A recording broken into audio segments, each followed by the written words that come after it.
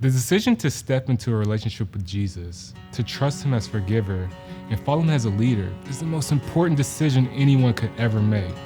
But let's be honest, it's no small thing to entrust our lives and our eternities. God, of course, never asks us to trust him blindly.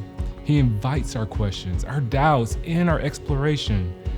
But if we're not careful, those questions, doubts, and exploration can turn from an honest pursuit of the truth about who God is into a way of putting off making the decision to follow him.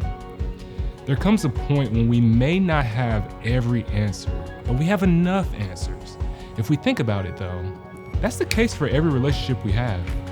Think about your spouse, or if you're not married, imagine this scenario. When you decided to go on that first date, you had enough reason to want to go, but you certainly didn't have all your questions answered. Over coffee or dinner, you learned a little more about one another and decided to go on a second date. As you continue to date, you learned even more about one another. You got your answers to more of your questions. Eventually, you both had enough of your questions answered to decide you were ready to commit to marriage.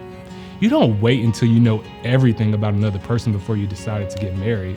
You don't wait until every conceivable question is answered. So it is with Jesus. He doesn't ask us for blind faith. He gives us reason to trust him.